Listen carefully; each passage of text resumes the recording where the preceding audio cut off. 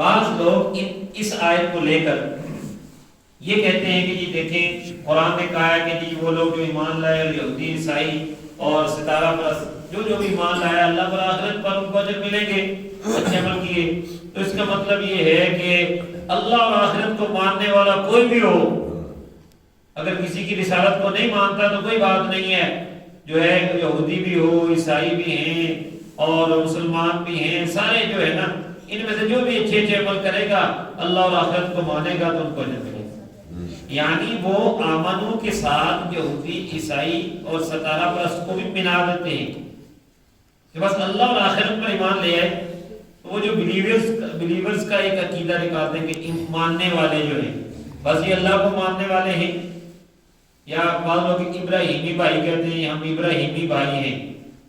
ایسی آوازیں آپ نے سنی ہوگی یعنی یہودیوں اور عیسائیوں کو خوش کرنے کے لیے یہ کہتے ہیں کہ ہم تو ابراہیمی بھائی ہیں وہ بھی ابراہیم علیہ السلام کو ماننے والے ہیں ہم بھی ماننے والے ہیں. وہ اس آیت سے استدلال کرتے ہیں اور علماء نے اس کا جو وہ ترجمہ واضح کر دیا ہے کہ ان الذین آمنوا بے شک وہ لوگ جو ایمان لائے نیز وہ لوگ جو یہودیوں عیسائیوں اور مجوسیوں یا ستارہ پرستوں میں سے ایمان لائیں گے اللہ پر آخرت پر اور اچھے عمل کریں گے تو سب کو اجر ملے گی.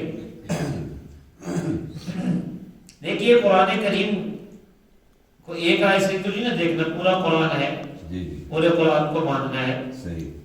کچھ آیات اور احادیث اگر آپ دیکھ لیں تو اس میں یہ وضاحت ہو جاتی ہے جو میں دعویٰ کر رہا ہوں اس کی دلیل آپ کو قرآن کریم سے ہی مل جائے گی کہ ابراہیم علیہ السلام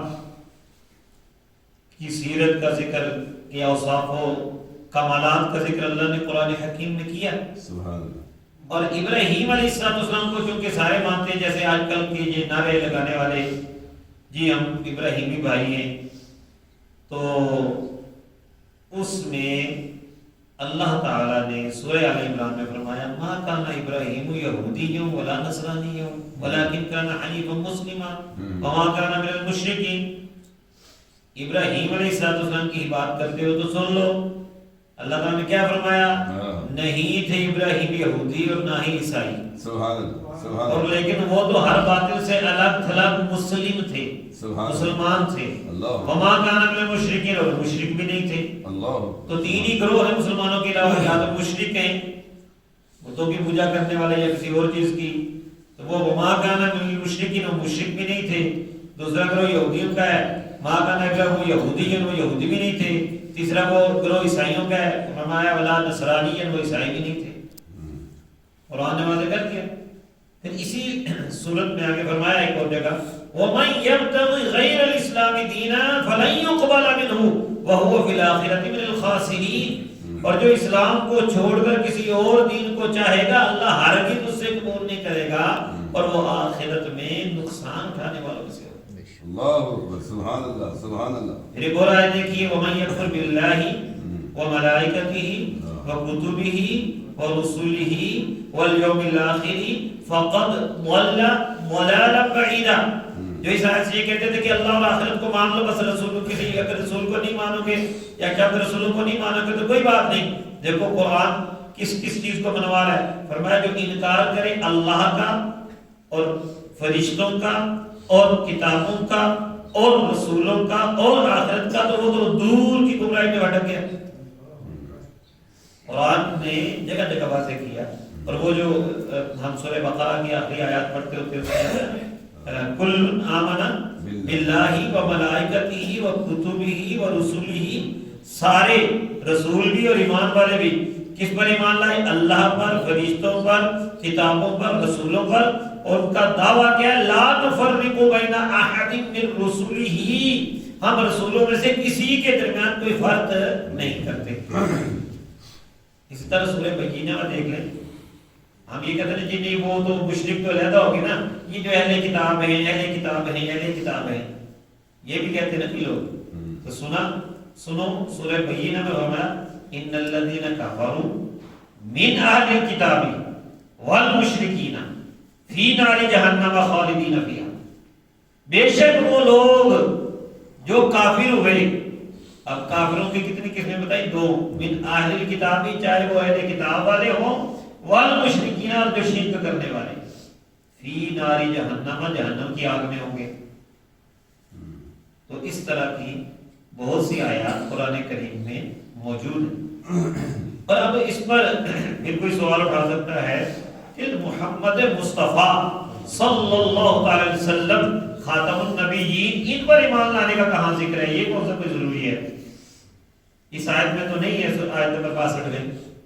تو ان کا جواب سورہ محمد کی آیت دیکھیے، فرمایا والذین آمنوا وعملوا الصالحات وآمنوا بما نزل علی محمد، وہ لوگ جو ایمان لائے اور انہوں نے اچھے عمل کیے اور وہ ایمان لائے اس پر جو محمد پر نازل کیا گیا۔ ویسے اللہ تبارک و تعالیٰ اپنے پیارے محبوب کا نام کم ہی لیتا ہے، مبارہ جب بھی ہے تو کبھی یا نبی فرمایا ہے، کبھی یا المزمل فرمایا ہے، کبھی یا المدثر فرمایا ہے، لیکن 4 جگہ نام لے کے وہاں ضرورت تھی کہ جو بہانے بنانے والے ان کو وجہ دے کہ بات کس کی ہو رہی ہے۔ محمد پر جو ایمان لایا ان کے جو ہے وہ گناہ بھی مٹیں گے اور ان کے بھی انہی کے اعمال درست ہوں گے۔ سورہ محمد کی دوسری آیت۔ تو بہرحال یہ بہت سے دلائل موجود ہیں، بس ایک حدیث بھی اس حوالے سے سن لیں۔ میرے اور آپ کے آقا علیہ الصلوۃ والسلام کے ارشاد مبارک مشکاۃ شریف کی حدیث نمبر 10 ہے، کتاب الایمان میں آپ دیکھ لیں، شروع سے ہی ابتدا میں آ جاتی ہے، 10 نمبر حدیث ہے۔ حضرت ابو ہریرہ رضی اللہ عنہ روایت کرتے ہیں، نبی رحمت صلی اللہ علیہ وسلم فرماتے ہیں والذی نفس محمد بیدہ، اس ذات کی قسم جس کے قبضہ قدرت میں محمد صلی اللہ علیہ وسلم کی جان ہے۔ نبی پاک نے اس میں گرامی ذکر فرمایا والذی نفس محمد بیدہ، اس ذات کی قسم جس کے قبضہ قدرت میں محمد کی جان ہے، لا يسمع بی احد من هذه الامة یہودی ولا نصرانی ثم يموت ولم یؤمن بما ارسلت به الا كان من اصحاب النار۔ فرمایا کوئی یہودی، کوئی عیسائی میری اس امت میں سے، یعنی میرے آنے کے بعد جو میری امت دعوت بن جاتے ہیں، جن کو میری دعوت ہے، تو اس میں یہودی عیسائی ساری دنیا شامل ہے نا، تو امت دعوت کا ذکر کر رہے ہیں، میری اس امت میں سے کوئی یہودی، کوئی عیسائی میرے بارے میں سنے، پھر وہ مر جائے اور اس پر ایمان نہ لائے جو پیغام میں لایا ہوں، تو پھر وہ جہنمیوں میں سے ہوگا۔ حدیث اور آیات ہیں، بہت سی اور بھی ہیں، لیکن میں نے اس لیے ان پر اکتفا کیا کہ آپ ماشاءاللہ سب ماننے والے ہیں، اور کسی پر مطلب یہ نہیں ہے کہ ہم یہ اٹھا کے جہنم پہ پھینکنا چاہتے ہیں لوگوں کو، ہم دعوت دے رہے ہیں کہ جہنم سے بچو اور محمد مصطفیٰ صلی اللہ علیہ وسلم کا دامن تھام لو۔ ان کے بغیر تمہارا گزارا نہیں ہونا، ان کو نہیں مانو گے تو جتنے مرضی دعوے کرتے رہو، وہ بلیورز ہونے کے، وہ بلیو مانا نہیں جائے گا۔ بلیو بھی اسی کا بلیو ہے جو محمد مصطفیٰ صلی اللہ علیہ وسلم پر بلیو کرتا ہے۔ ٹھیک ہے جی، تو یہ نبی رحمت صلی اللہ تعالی علیہ وسلم جو ہے وہ مرکز ہیں، اور نبی کریم صلی اللہ علیہ وسلم ایمان کی جان ہے، ایمان کی جان ہے، تو اس لیے انہیں ماننا ضروری ہے۔ دوبارہ اس آیت کا مفہوم آپ سمجھ گئے کہ بے شک وہ لوگ جو ایمان لائے، اور یہودیوں، عیسائیوں اور مجوسیوں میں سے جو ایمان لایا اللہ پر اور آخرت پر، اور اس نے اچھے عمل کیے، تو ان کو ان کے اجر ملیں گے ان کے رب کے پاس، ان پر نہ خوف ہوگا نہ وہ غمگین ہوں گے۔ وَإِذْ أَخَذْنَا مِيثَاقَكُمْ وَرَفَعْنَا فَوْقَكُمُ الطُّورَ، اگلی آیت میں اللہ تبارک و تعالیٰ فرما رہا ہے، اور یاد کرو اے بنی اسرائیل کہ جب ہم نے تم سے پکا وعدہ لیا اور تم پر طور پہاڑ کو اٹھایا۔ وہ کہتے تھے نا حضرت موسیٰ علیہ السلام سے کہ ہمیں شریعت ملے، قوانین ملے عبادت کے، تو ہم کریں گے، کوئی کتاب لے کر آئیں۔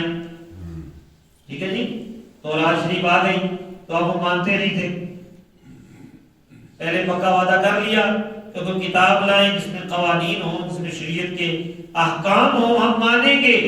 اب وہ مان نہیں رہے تھے، فرمایا وَرَفَعْنَا فَوْقَكُمُ الطُّورَ، ہم نے تمہارے اوپر طور پہاڑ اٹھایا، تم سے پکا وعدہ لیا، پھر مان نہیں نہ رہے تھے۔ جبریل امین علیہ السلام نے پہاڑ اٹھا کے اوپر کر دیا، اور حضرت موسیٰ علیہ السلام نے کہا کہ مانتے ہو کہ کتے پہاڑ میں چڑھے، مانتے ہو کہ پہاڑ تمہارے اوپر گرے؟ اللہ اب وہ ایسے دیکھنے تو پڑے ہوئے پہاڑ کو بھی کہ یہ کہیں اوپر آتا ہے تو پھر مانے خذوا ما آتیناکم بقوۃ واذکروا ما فیہ لعلکم تتقون، پکڑو جو ہم نے تمہیں دیا ہے مضبوطی سے اور جو کچھ اس میں اس کو یاد کرو تاکہ تم پرہیزگار بن جاؤ۔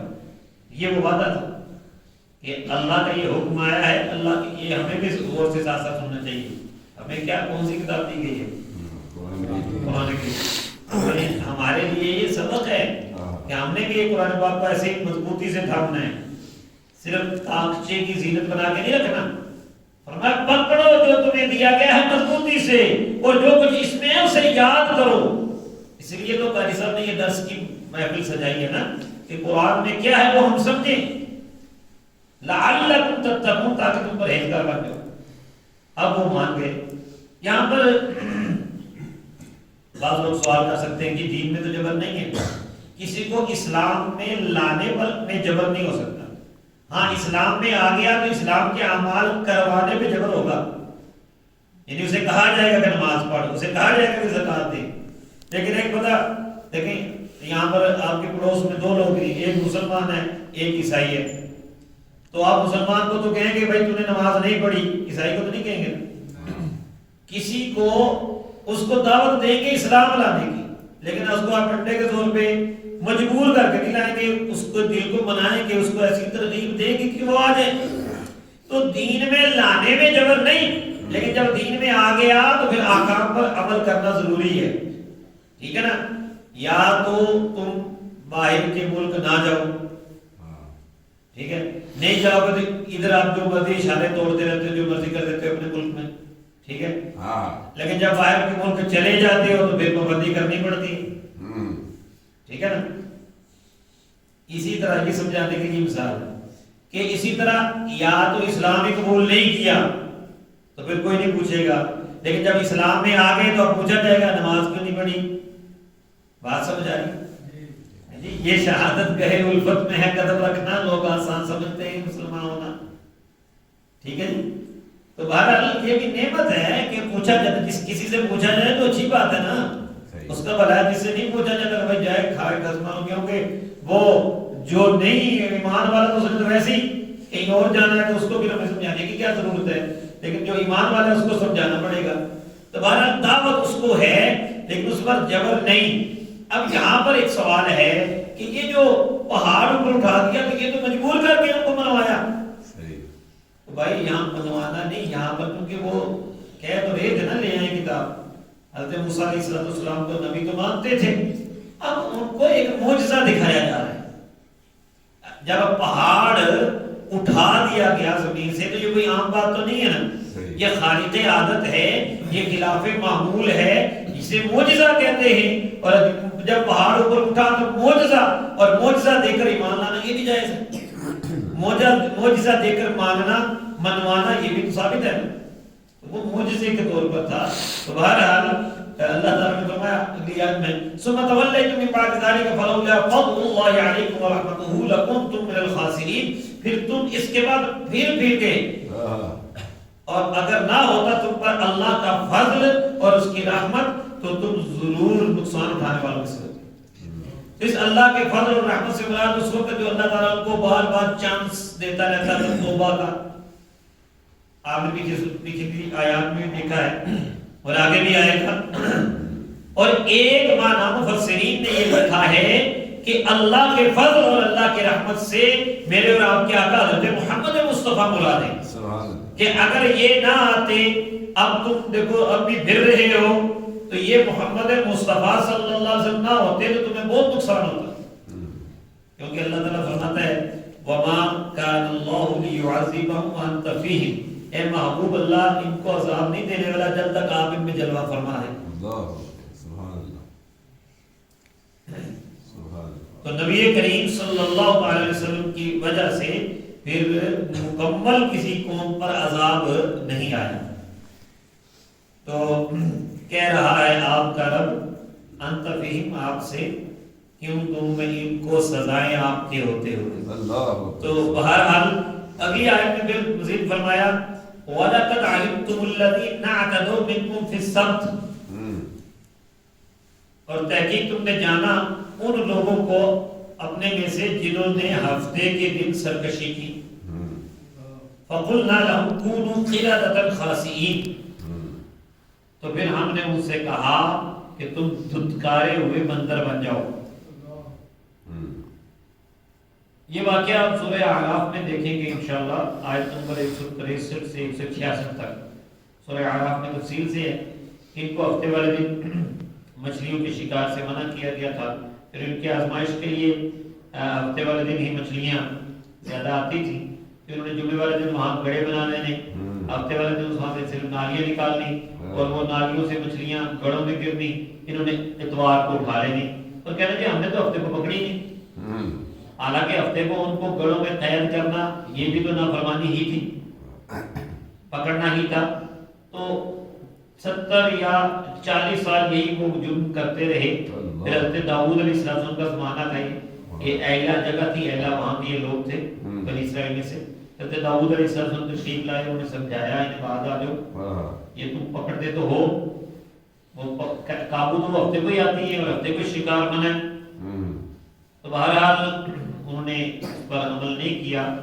تو ایک روایت کے مطابق ان کو سب کو بندر بنا دیا گیا، اور ایک روایت کے مطابق جو ہے جوان ان کے بندر بن گئے اور بوڑھے جو ہے وہ خنزیر کی شکل میں بن گئے اور ان کی شکلیں مسخ ہوئیں، ان کے جسموں سے بو آنے لگی، قوت گویائی ختم ہو گئی اور 3 دن کے اندر اندر وہ سارے ہلاک ہو گئے. یہ احادیث میں قرآن کریم کی میں نے آپ کو آیات بتا دی ہیں 163 سے 166 سورہ اعراف کی، اس میں یہ ساری تفصیل موجود ہے. تو صورتیں مسخ کر دی گئی. اب یہ بھی رحمت ہے میرے آقا علیہ السلام کی کہ ہم بھی بڑے ہیلے بہانے ڈھونڈتے ہیں اور بہت سے شریعت کے احکام کو پامال کر رہے ہوتے ہیں، لیکن ہماری صورتیں نہیں بگڑتی. لیکن ہمیں احساس تو کرنا چاہیے ایسا ہیلا جس سے شرعی حکم باطل ہو جائے یہ ناجائز ہے. ہاں کچھ ہیلوں کی اجازت ہے، وہ سورہ صاد کی آیت نمبر 44 کی روشنی میں حضرت ایوب علیہ السلام کو ہے. وہ ہیلا کیا کہ حکم پر عمل کرنے کے لیے کوئی صورت بن جائے. جب بندہ کہیں کوئی زیادہ مشکل میں پھنسا ہوا مجبوری میں تو اس کے لیے ایک شرعی ہیلا ہوتا ہے، وہ شریعت کے مطابق اگر علماء اجازت دیتے ہیں تو وہ جائز ہے. ورنہ ہیلے بہانے کر کے احکام شریعہ کو چھوڑنا اور ان کا مذاق کرنا یہ بہت بڑا جرم ہے.